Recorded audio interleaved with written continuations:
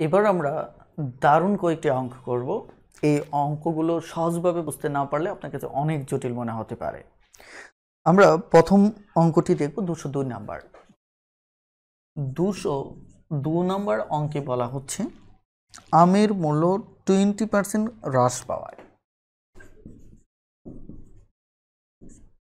আমের যে মূল্য এটা কি 20% হ্রাস পাওয়ায় বর্তমানে 12 টাকায়, অর্থাৎ 12টা টাকা দিয়ে আপনি কি করলেন, এখানে বলা হচ্ছে পূর্বে অপেক্ষা 2টি আম বেশি পাওয়া যেত। তার মানে এটা হচ্ছে ঘটনা যে আমের মূল্য যা ছিল আপনার সেখান থেকে 20% কমে গেল। এখন দেখা যাচ্ছে ধরুন 12 টাকা দিয়ে আপনি পূর্বে যদি এক সংখ্যক আম পেতেন, এখানে বলা হচ্ছে যে এই 20% হ্রাসের ঘটনায় আপনি এটা যদি পূর্বে পেতেন, পূর্বে যদি এই পরিমাণ আম কিনতেন, বর্তমানে বলা হচ্ছে সেখান থেকে 2টি আম আপনি বেশি পাবেন। এটা হচ্ছে বর্তমানের ঘটনা, ঠিক আছে? কনসেপ্টটা যত সহজে বুঝবেন অঙ্কটা তত দ্রুত করে ফেলতে পারবেন। বলা হচ্ছে আমের মূল্য আমার 20% হ্রাস পেল।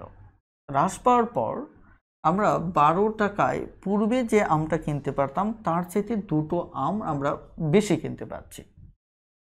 এখন বলা হচ্ছে প্রশ্নে যে 50টি আমের বর্তমান মূল্য কত। তার মানে 50টি আমের বর্তমান মূল্য বের করতে হবে। বর্তমান মূল্য বের করতে হবে। তাহলে এটি কিভাবে করবেন লক্ষ্য করেন। প্রথমত অঙ্কটা একটু বোঝেন।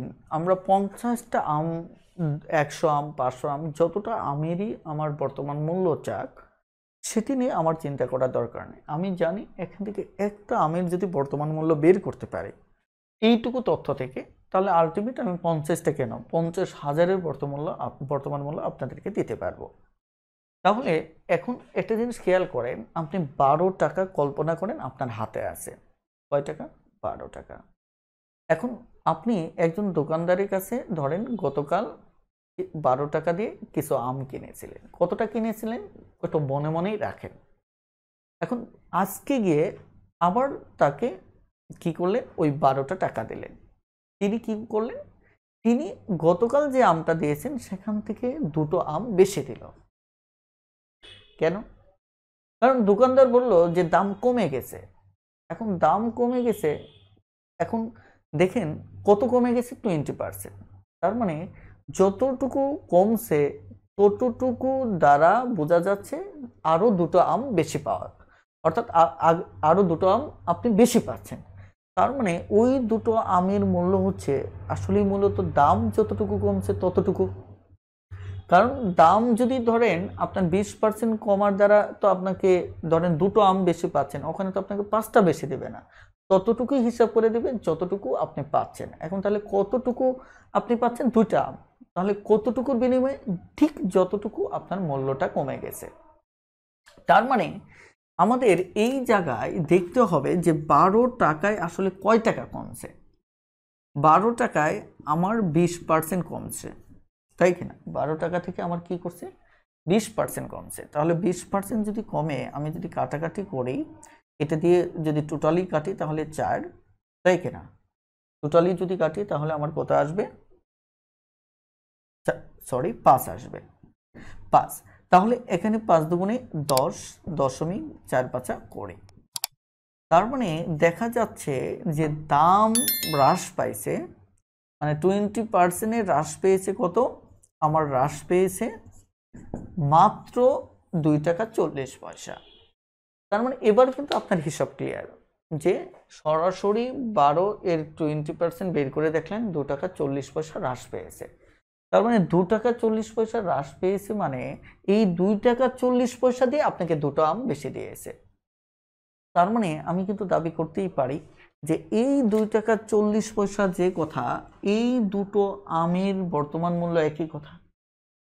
তাহলে 2টো আমের বর্তমান মূল্য যদি 2 টাকা 40 পয়সা হয়,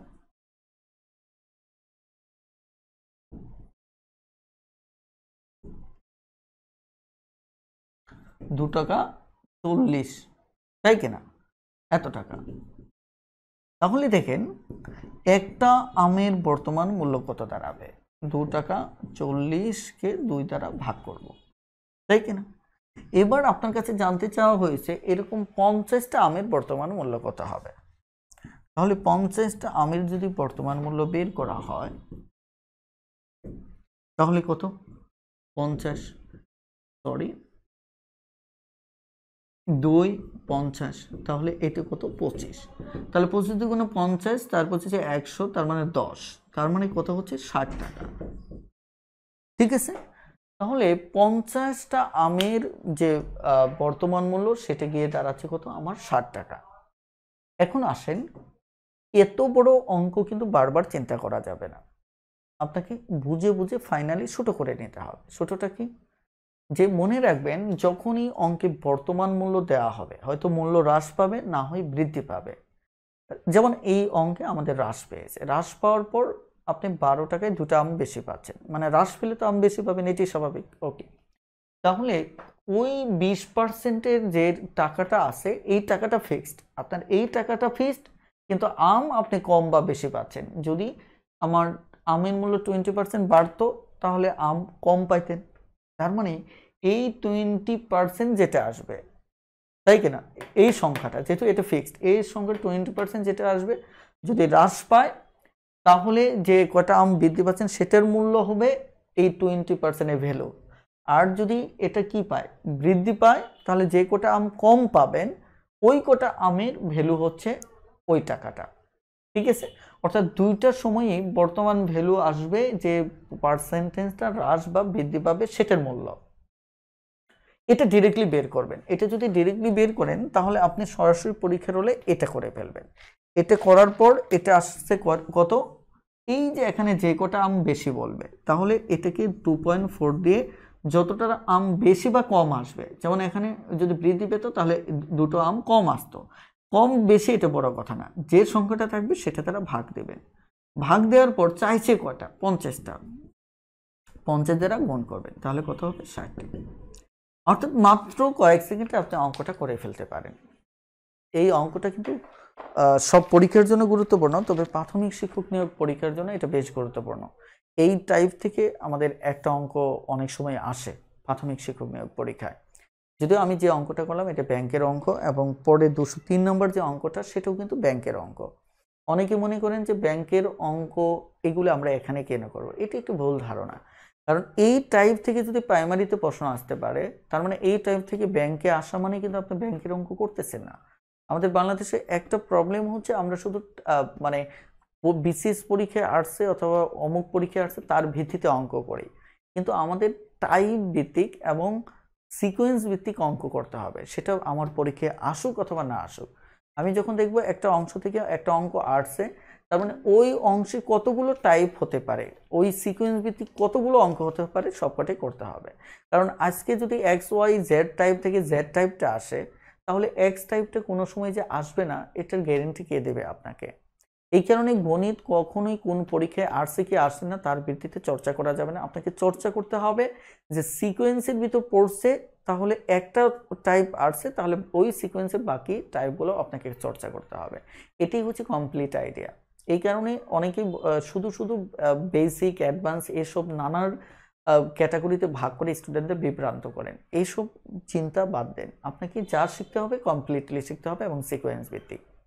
ওকে, তাহলে আমরা এবার যদি 203 নম্বর অঙ্ক, এটিও আপনারা পারবেন। এখানে 1 ডজন চেয়েছে, জাস্ট লাস্টে আমি এখানে 50 গুণ করেছি, আপনি 12 দিয়ে গুণ করবেন, কিন্তু বাকি সিস্টেম একই। তাহলে আমার মনে হয় যে 203, 4, 5 সবকটাই আপনারা পারবেন, 6, 7, ঠিক আছে। আমি এবার একটু বৃদ্ধির দেখি, এটা তো হ্রাসে দেখলাম, একটা বৃদ্ধির অঙ্ক দেখি তাহলে আপনাদের বুঝতে আরো সুবিধা হবে।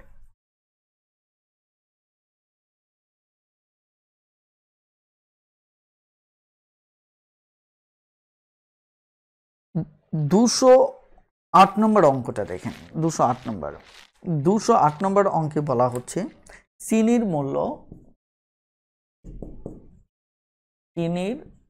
মূল্য কি বলছে 6% বৃদ্ধি পেল। এখন বলা হচ্ছে 795 টাকা দিয়ে পূর্বে যত কেজি চিনি পাওয়া যেত বর্তমানে তার চেয়ে 3 কেজি চিনি কম পাওয়া যায়। বোঝাই যাচ্ছে দাম বৃদ্ধি পাচ্ছে। দাম যেহেতু আমাদের বৃদ্ধি পেয়েছে সঙ্গত কারণেই আমাদেরকে এখানে চিনিও আমি কম পাবো, রাইট? ওকে, এখন দেখা যাক তাহলে আমরা দেখব যে দাম কত বৃদ্ধি পেল এত টাকার ভেতর, মানে যতটুকু দাম বৃদ্ধি পেয়েছে ওইটুকু হিসাব করে তারা চিনি আমাকে কমিয়ে দিয়েছে। তাহলে আমার দাম বৃদ্ধি পেয়েছে 6%, তাই কিনা? তাহলে 100। এবার আমাকে এটা কাটাকাটি করতে হবে। কাটাকাটি করার যদি করি তাহলে কিভাবে কাটবো? সবচেয়ে ভালো হয় কি এটা গুণ করে ফেলেন। 5 6 30 শূন্য হাতের 3 6 নং 54 আর 3 হচ্ছে কত 57, তাহলে 57 7 হাতের কত 5, তাহলে 6 7 42 আর 5 হচ্ছে 47। এটাকে যদি 100 দিয়ে ভাগ করেন তাহলে 47.70। ঠিক আছে, অর্থাৎ আমার এটা বৃদ্ধি পেল এত টাকা। তাহলে এই পরিমাণ টাকা বৃদ্ধি পাওয়ায় দোকানদার কি করলো, আগে যে চাল নিয়েছেন এইটুকুর যতটুকু দাম ততটুকু চাউল কমিয়ে দিয়েছেন। তার মানে এই 47 টাকা 70 পয়সা দিয়ে কতটুকু চাল কম পেয়েছেন? এখানে বলা হচ্ছে 3 কেজি, তাহলে 3 কেজি কম পেয়েছেন। তার মানে কি এই 47 টাকা 70 পয়সায় 3 কেজি কম দিয়েছে। ওরা হিসাব করে দিয়েছে যে 3 কেজির মূল্য আমার এর সাথে 770 টাকা মিলে যায়, অর্থাৎ 3 কেজির দাম 770 টাকা। তো এটা এই 770 টাকা হচ্ছে 3 কেজির বর্তমান মূল্য। তাহলে 3 কেজির যদি বর্তমান মূল্য হয়, তাই কিনা, তাহলে 3 দিয়ে যদি ভাগ করেন তাহলে 1 কেজির পরিমাণ পাবেন। কত পাবেন? 1 কেজির পরিমাণ। তাহলে আমার 1 কেজি বর্তমান মূল্য কত আসতেছে? 3 কে 3 1 3 6 8 সরি 3 5 15 2, তাহলে 27 এখানে কত থাকলো 3 5 15 থাকে কত এখানে 2 2 যদি হয় তাহলে এখানে 27, তাহলে 3 8 24 থাকে কত 3, তাহলে 3 10 30। তার মানে 15 টাকা, মানে এখানে 81 পয়সা আমরা ধরে নিতে পারি। ঠিক আছে, অথবা 15 টাকা 90 পয়সা ধরে নিতে পারি। অর্থাৎ এটা হচ্ছে 1 কেজির দাম, কিন্তু এখানে আমাদের কি চিনি বর্তমান দর প্রতি কেজি কত। ও এবার এখানে প্রতি কেজি না বলে বলতে পারতো যে 20 কেজির মূল্য কত, অর্থাৎ এটার বর্তমান মূল্য 20 কেজির মূল্য কত। আমরা 1 কেজির চেয়েছে, মানে দর কেজি প্রতি, মানে কি কেজি প্রতি দর মানে 1 কেজির কথা বলছে। তার মানে এটি হচ্ছে আমাদের উত্তর। তার মানে আমাদের মূল ফ্যাক্ট যেটা, সেটা হচ্ছে যে বৃদ্ধি পাক আর হ্রাস পাক, ওই যত টাকাটা ফিক্সড আছে, যেটা আগেও ব্যয় করছেন পরেও ব্যয় করছেন, ওই টাকাটার বৃদ্ধি পেলে বৃদ্ধিটা বের করে নেবেন। বের করার পর দেখবেন এর বৃদ্ধির ফলে কত কেজি কম পাইছেন, তত দ্বারা আপনি ভাগ দেবেন। তাহলে যেটা ভ্যালু আসবে কত 1 কেজির। আর যদি হ্রাস পেত তাহলে ঠিক একইভাবে বের করতাম। এখন এই হ্রাসের ফলে এত টাকা হ্রাস পেয়েছে, তাহলে আমি আলটিমেট মানে কত কম পেয়েছি, যত কম পেয়েছি তত দ্বারা ভাগ করলেও আমরা 1 কেজি বর্তমান মূল্য পেয়ে যাবে। তার মানে বৃদ্ধি অথবা হ্রাস ফ্যাক্ট না, ফ্যাক্ট হচ্ছে কত আসলো সেটাকে ওটার বিনিময়ে আপনি কত কম পাচ্ছেন বা কত বেশি পাচ্ছেন সেটা দ্বারা ভাগ করা, ব্যাস হয়ে গেল। তারপর বর্তমান মূল্য যত চাইবে তত দিয়ে বের করবেন। তবে মনে রাখবেন এভাবে অঙ্ক করে যেটা পাচ্ছি এটা কিন্তু অলওয়েজ কি পাচ্ছি, অলওয়েজ বর্তমান মূল্য পাচ্ছি, এটি কিন্তু ভুলে যাবেন না। অলওয়েজ আমরা কি পাচ্ছি, বর্তমান মূল্য পাচ্ছি। কিন্তু অঙ্কটা জটিল হয়ে যেতে পারে, আপনি বিলিভ করবেন না। এতক্ষণ যে অঙ্কগুলো করলাম এগুলো প্রায় বিভিন্ন ব্যাংকে পরীক্ষায় আসছে এবং বেশ কঠিন পরীক্ষাগুলোতে আসছে এবং বিসিএসেও আসছে। সবচেয়ে মজার ব্যাপার হচ্ছে যে এরপরে যে অঙ্কটা করব এটা এতক্ষণ যা করলাম এই সব কটা থেকে জটিল, বাট প্রাথমিক শিক্ষক নিয়োগ পরীক্ষায় আসছে। বিলিভ করতে পারেন? তার মানে আপনাকে টাইপটা আস্তে আস্তে করাটা খুব জরুরি। যেমন 209 নম্বর অঙ্কটা দেখেন, 209 নম্বর অঙ্কটাই মূলত এদের চাইতে কঠিন, কারণ সেখানে বর্তমান মূল্য চাওয়া হয় নাই, চাওয়া হয়েছে পূর্ব মূল্য। ঠিক আছে, যেমন আমি যদি 209 নম্বর অঙ্কটা দেখি, 209 নম্বর অঙ্কে বলা হচ্ছে চালের মূল্য 20% বৃদ্ধি পাইছে। চালের মূল্য কি পেয়েছে? 20% বৃদ্ধি পেয়েছে। ওকে, এখন 775 টাকায় পূর্বে 5 কেজি চাল কম পাওয়া যায়, তার মানে 775 টাকায়, সরি 450 টাকায়। তাহলে 20% যদি রেজাল্টটা আমরা হিসাব করি তাহলে আমার কত হচ্ছে? 2 শূন্য, 5 দুগুণে 10 শূন্য, 1 7 দুগুণে 14, 15। তাহলে আমরা যদি এটা হিসাব করি 2 শূন্য বাদ, তার মানে সেটি গিয়ে দাঁড়াচ্ছে কত? 150 টাকা। তার মানে এত 150 টাকা দিয়ে, এই 150 টাকা দিয়ে আপনি কত কেজি কম পাইছেন? আপনি পাইছেন 5 কেজি চাল কম পেয়েছেন। তাহলে মূলত এই 1 কেজির বর্তমান মূল্য কত? তাহলে 5 কেজি 30 টাকা। এই 30 টাকা আমরা এতক্ষণ বলতেছিলাম এটা হচ্ছে বর্তমান মূল্য, এটা হচ্ছে কি? বর্তমান মূল্য। এবং অঙ্কে যদি এই বর্তমান মূল্যটা চাইতো তাহলে আমাদের উত্তর হতো কত? 30। অঙ্কটা কেন জটিল? এই কারণেই জটিল কারণ এখানে গিয়ে ফাইনালি যেটা বলা হচ্ছে যে 1 কেজি চালের পূর্ব মূল্য কত। এখানে 1 কেজি না চাইলে 5 কেজির পূর্ব মূল্য চাইতে পারতো, কিন্তু আমি শুধু বোঝাতে চাচ্ছি যে আমরা বর্তমান মূল্য যেটা বের করলাম অথচ এখানে জানতে চাওয়া হয়েছে পূর্ব মূল্য। আমি দেখেন তাহলে পূর্ব মূল্য যদি হয়, ভালো করে খেয়াল করেন, তাহলে এই যে 10% বৃদ্ধি পাওয়ার পর আমার হচ্ছে এটা, তাহলে এর আগে যদি আসে তাহলে 30 টাকা, এই 1 কেজির পূর্ব মূল্য তো জানতে চাওয়া হয়েছে। তাহলে এটাকেও আমরা শতকরাভাবে বের করতে পারবো, ওই যে আমরা জনসংখ্যার ক্ষেত্রে যেভাবে পূর্বের মূল্যে চলে আসি। তাহলে 20% থেকে আমি 30 টাকায় পূর্ব মূল্যে আসবে, 20% বৃদ্ধি আছে, তার মানে পূর্ব মূল্য হবে 100 আর এটা হবে 120। খেয়াল করে দেখেন, আমি যদি পূর্বের দিকে আসি, একটু আগে বলেছিলাম যে 100 উপরে থাকবে এবং যেটা বৃদ্ধি বা হ্রাসপ্রাপ্ত সংখ্যাটা নিচে থাকবে, তাহলে আমি পূর্বে চলে আসতে পারতেছি। এর ফলে দেখেন আমরা যদি এবার কাটাকাটি করি তাহলে কত হবে? 3 4 12, তাহলে কত? 25 টাকা। তার মানে আমার 1 কেজির পূর্ব মূল্য হচ্ছে কত? 25 টাকা। 1 কেজির পূর্ব মূল্য হচ্ছে আমার 25 টাকা। তার মানে আমরা যদি পূর্ব মূল্য চাই, এখানে 1 কেজি না চেয়ে যদি 5 কেজির দাম চাইতো তাহলে আমাদের 125 হতো। অর্থাৎ এই যে সিকোয়েন্সটা, এটা আপনাকে বুঝতে হবে। আর আমি এতটুকু আপনাকে বলতে পারি, এই যে সিকোয়েন্সটা কোন অঙ্কের পর কোন অঙ্কটা বসবে, এটা আমি মানে আপনাকে বাংলাদেশে আমি একমাত্র চ্যালেঞ্জ করতে পারি, বাংলাদেশের দ্বিতীয় কোনো বই পাবেন না শর্টকাট দিয়ে ভরা, কথায় কথায় শর্টকাট এরকম বই পাবেন, কিন্তু একদম সিকোয়েন্স কোনটার পর কোন গণিতটা পড়বে, এটা বোর্ড বই কেন বাংলাদেশে কোনো বই আপনি পাবেন না। কারণ এটি নিয়ে আমি দিনের পর দিন, রাতের পর রাত আমি এটি নিয়ে গবেষণা করেছি। ফলে দেখা যাচ্ছে বাহ্যিকভাবে আপনার কাছে কিছুই মনে হচ্ছে না, কিন্তু ইন্টারনাল বিন্যাস এতটাই শক্তিশালী যে ম্যাথ টিউটরের দ্বিতীয় সমকক্ষ কোনো বই বাংলাদেশে নেই। এটা আমি মানে গর্বের সাথেই বলি, কারণ হচ্ছে আমি জানি যে সিকোয়েন্স ভিত্তিক বই বাংলাদেশে দ্বিতীয়টা নেই। হয়তো দেখা যাচ্ছে ছোট ছোট অঙ্ক কথায় কথায় টেকনিক আছে, ব্যাখ্যা আছে, সেভাবে আমি মূলত আমার বই লিখিনি। এই কারণে আমার বইয়ের গুরুত্ব বুঝতে গেলে বইটা চর্চা করতে হবে এবং মূলত ফাইনালি আপনাকে এটা চর্চা করলেই কেবলমাত্র বুঝতে পারবেন যে এখানে কি ধরনের একটা ধারাবাহিকতা রয়েছে। তো যাই হোক, এইভাবে আপনারা 209 নম্বর অঙ্কটাও নিশ্চয়ই আপনারা পারবেন।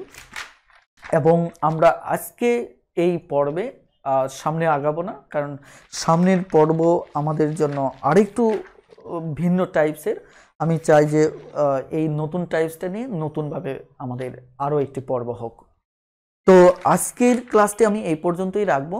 আশা করি সকলেই বুঝতে পেরেছেন। ইনশাআল্লাহ বেশি বেশি চর্চা করতে থাকুন।